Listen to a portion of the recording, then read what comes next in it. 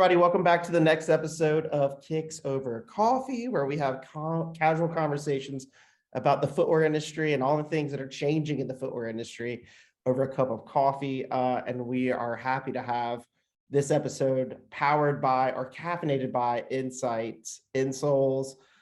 We've had them on before. We talked previously about, and I would encourage people to go back to that conversation, but about plant-based content that are going to the insoles now. So bio-based content, which was a fascinating discussion. So definitely go back to that. But today's discussion, I'm happy to introduce Dr. Christine Pollard and Justin Terhar. And what's always interesting, and I love this background, but they're actually in a lab. So I'm fascinated. We'll learn more about that in a minute. But Dr. Pollard is Doctor of Physical Therapy at Oregon State Cascades. I think I said that right, University. She's director of the Force Biomechanics Lab and scientific advisor to INSITE. And Justin is a senior biomechanics researcher for INSITE. So I guess first of all, what is happening at a biomechanics lab, and why is that important for footwear companies and customers? Absolutely. Who wants to start? Go ahead. I guess I'll jump right into it. I mean, that's kind of the cornerstone of INSITE, is kind of pun intended, insight. So we provide insights. And in terms of Biomechanics Lab, there are lots of different tools that we can use and have at our disposal to really quantify both, from the sports injury world all the way over to comfort and occupational health type stuff. A lot of things happen. Mainly what you can see is a 3D motion capture lab that we're sitting in. We have some force plates behind us.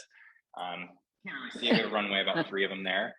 And we get to have a lot of different tools. We can look, at gross motor skills. We can look at, fine motor skills, looking at the ankle complex. And we can tie in different technologies to look at muscle activation. We can look at pressure under the foot. We can do a lot of different things. And one thing which we'll get into is talking about perception testing and sensory testing and how that can influence comfort. Yeah. So lots of things happen at Biomechanics Lab. I mean, bio in general, biology, it's very broad area, right. But specifically Christine could probably break it down a little bit more specific. She was my mentor and advisor in my graduate program, so you can correct me on the actual definition. I think did he get an A? Did he get an A? Yeah, he got an A. He got an A. He's an A. He was always an A+ kind of student. Sometimes that's why we still work together. Yeah, so biomechanics labs, I over the past 2 decades have changed so dramatically, and really biomechanics is a branch of kinesiology, the study of human movement. So I always, my sitting next to someone on the airplane, I'll say, well, we study, it's physics applied to human movement, and that's what we measure, we can quantify here. And what's so great is that 20 years ago when we had these labs, it took us so long to do what we can do very quickly today. And that's why this type of a lab is so informative to footwear and the design of footwear, because we couldn't do this type of work even 10 years ago and get that kind of immediate results and inform our decisions the way that we used to. Awesome. So is that both in terms of the instruments and the techniques, but also, I mean, you're a doctor of physical therapy, because so I'm assuming your knowledge of how our physical body works and our feet work help a lot in determining not just assumptions, but understanding the biology of our feet and our motions. Yeah, so my background is actually my PhD. I got my master's in physical therapy back when there were doctoral programs. And then I went and got my PhD with Joe Hamill at University of Massachusetts in their biomechanics lab. And so in this building, I'm the director of our physical therapy program and this lab. So it's pretty neat, just like you said, is that we have a lot of biomechanists that are working in here that have an interest in footwear, but they also have a background in either athletic training or physical therapy. So merging that with INSITE is, I like to refer to it as the dream team, because we can really take a look at things and measure things in a way as a group that we weren't doing before. Yeah, and I know one of the new things you guys have been working on is kind of creating or trying to quantify comfort standards. Yes. And I'm wondering how you do that, because I know comfort is subjective. Everybody thinks of it a little bit differently, right? So I guess, how do you do that for both footwear companies and show them a roadmap or how you're doing it, and also how that applies to, I guess, educating a consumer about their comfort? Absolutely. So Go I'll jump ahead. into that because that's kind of one special area we like to focus in the industry, because first we have to make a tool that's quick enough to work on development timelines. So we have to have fast analytics, fast feedback, but most importantly, we want to quantify comfort. What does it mean to be comfortable in a shoe? Well, what we did is we went out and kind of surveyed all the literature out there on how we can test both perception and sensory in terms of comfort, but also from a biomechanics lens.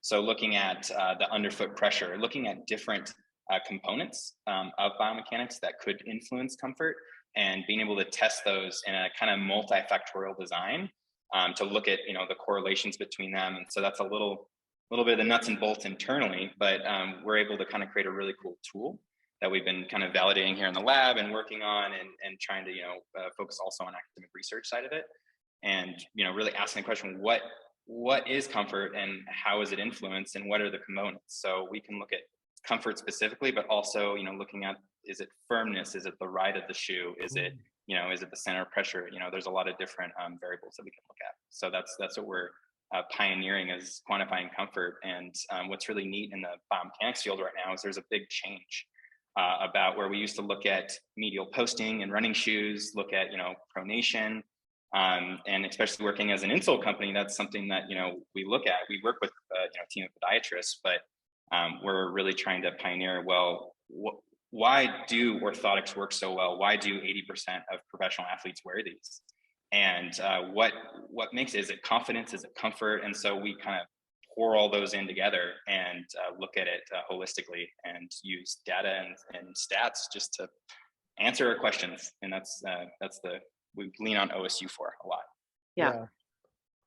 And it's exciting to see, just as a clinician who, if I put my clinician hat on and biomechanics hat, to see, we've heard for so long, like you said, it's subjective, but there are ways that we can parcel it out and look at how is that relating to these things that we've been measuring that we know are important in a biomechanics lab, but how do those relate to these comfort measures? And that's what's been pretty exciting, to just add a whole new element to this assessment that we've looked at for years, but now it's changing the lens.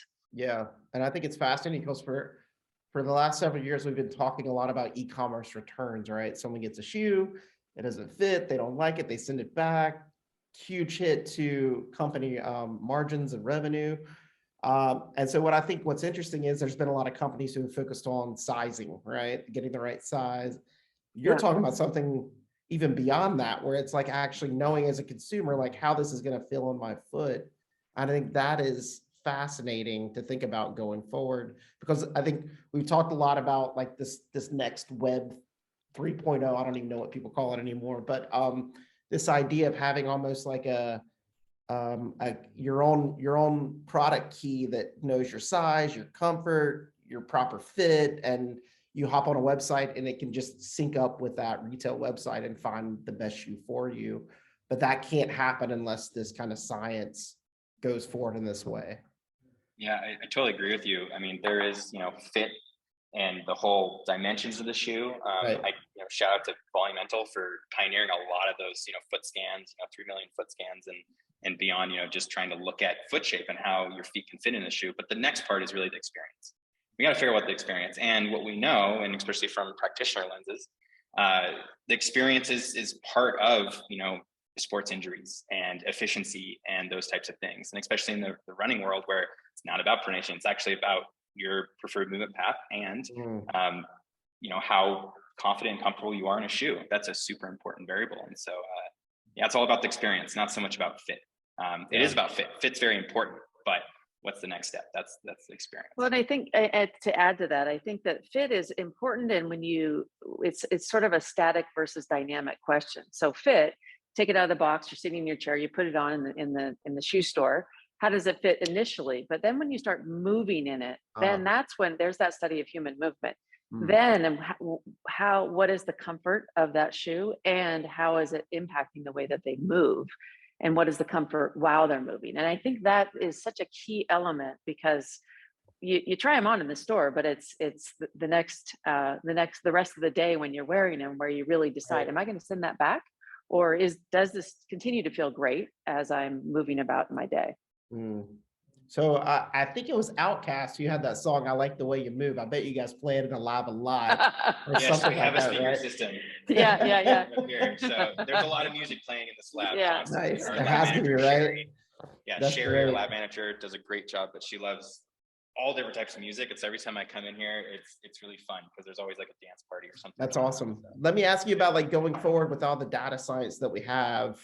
Is this going to be able to make more customizable insoles? So, I have this idea about the future where maybe the shoe's made somewhere, it's imported in, and then you show up to the store, it fits correctly, and then you find an insole that really kind of hits the nail on the head for what you specifically want, or maybe you could customize it. And are we getting to that point where the insole can be even more custom than what we've seen in the past? It's a great question, and I ponder this constantly. Yeah. In terms of thinking about, like custom fit, that there's a lot of cool things in the podiatry world where they do, custom foot mold, foot scanning, and they build it to your specs. Well, that's one way to really improve comfort. But also there's, this whole idea about, tuning the foam and changing the, the midsole shapes to get different effects, and efficiency. And that's where the 4%er was really born, with plates and super foams. And so I think, it's lost my train of thought here. That's all right. Yeah. Well, but I think, want me to chime in? Yeah, no, okay, go for it. Okay, so finish my sentence. No, I don't want to. No, I think that I think someday, we're thinking about like custom. Right now, there's the elite athletes have access to custom, and I know that there's a future for that. But right now, if you think of the general population, I think there's so much more, that we're starting to do that's going to go into that shoe that's still the over-the-counter shoe. There's so much more we can do to adapt to the greater population than we're doing right now. I mean, that we're just starting to learn more about that. And I think my hope is that we can have that sort of broad ability to provide this to people before we go down because, custom, someday, can we do that? That would be, we can do it today. It's just fully custom, I mean, is ideal, especially if you can do speed to market, but in terms of different price points, you can't do custom. You have to fit, kind of standard deviation of the population, depending on factors. What I think is really important, which is what I was remembering and totally forgetting, was in terms of the preferred movement path, stuff that's coming out of, University of Calgary, the Human Performance Lab, looking at functional groups, it's not totally custom that there's a one shoe fits all. There's different functional groups, there's the slow runners, there's the fast sprinters, there's the in between. Exactly. And everyone strikes differently. There's all this talk about forefoot striking, rear foot striking, midfoot, all that stuff. Well, it really depends on many different factors. It could depend on your body type, could be how fast you run, much different things. So you have to look at everything holistically and approach it that way. So functional groups is, I think, the next future, not so much fully customization. I like that.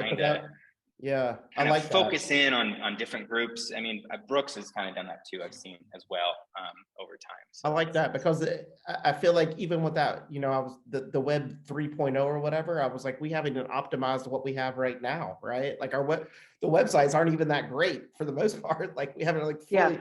So I like that idea of like taking what we have and like really optimizing it before we can go beyond that. So that's very cool. It's the first time I've seen the Biomechanics Lab, so I'd love to come out at some point. Say hi. So. We'd love to have you. Yeah, this is for me, it's the third lab that I've been a part of building, but it's pretty. We're here in Bend, Oregon, and it's really a great spot for doing this type of research. We have an outdoor products program as well, so we have a lot of industry product development happening in this area. And so it's been really fun to build. This is Force Lab 2.0. Our first lab was over in an orthopedic center, and now we're in a brand new building on our expanding campus. That's great. So we'd love to have you. Yeah. I'll let you guys know when we're out, but It's super smart of Insight, obviously, to partner with university and thinkers that think outside the box and also think inside the shoe and figure out what's happening with it, right? So Yeah. before we go, and I do want to remind people, you know, if you go to, you can learn more about Insight if you can just Google them or go to their site. They provide products and services to folks like Deckers and Allbirds, et cetera. A lot of great running companies, of course. But I know Oregon is big on coffee. I'm huge on coffee. I saw you guys drinking some while we were talking. So we always end Kicks Over Coffee on the coffee side. So what are you guys drinking right now? Okay. Well, my local favorite is Back Porch. So Okay. it's here in Bend, and we actually now have serve it on our campus coffee shop too, which is a big win for me. I advocated. Nice. How about you? Just goes back to my childhood. Is Sister's Coffee House, Black Butte Gold, standard, just really good coffee. And actually, a lot of my graduate work and undergrad work was done at Sister's Coffee House. When I was out here in Bend, I actually lived out near Black Butte, and I would spend many hours at Sister's Coffee House and Sisters. So that's one of my. Isn't that funny how it works? Because you saying that reminds me when I was doing my master's in London at Costa. I don't know how many hours I spent at Costa and Nero trying to write papers. So I mean, obviously with universities, there's always coffee, but you guys are serious coffee. You're like passionate about your brands, which I love. Yeah. Well, it's hard not to be, and it just made me think. You know, we should have our own little coffee maker in the lab. That's an item we have not yet purchased. Thank you. Welcome. Thank you. Oh, okay. That's a great idea. We thought we were finished, but no, we had to put a coffee maker in. Yeah. Oh, that's funny. Well, Dr. Pollard and Justin, thank you guys so much for joining us today to chat a little bit about what's happening in the next phases of what footwear companies and consumers can start to think about, because I think it is really important around the comfort, but also getting it right and getting it almost individualized in a way in what you guys are doing. And we're excited to see more of that come to life in the products that Insight keeps to make that keeps people moving forward in America. So, and beyond and everywhere. That's right. Well, thanks so much for having us. It's been a pleasure. Awesome. Thanks, guys. And folks, you can catch all our episodes on kicksovercoffee.com. We just dropped a load of videos from New York Market Week, Fanny Market Week, about different fashion trends that are happening right now. You can go check that out. In addition to other conversations we have with industry leaders about different things around the industry, just over a casual cup of coffee, which is sometimes the best way to learn. So encourage you to go back and check those out. And again, thanks to INSITE Insoles for powering and cafeing this conversation. Until next time, keep drinking coffee, keep wearing kicks.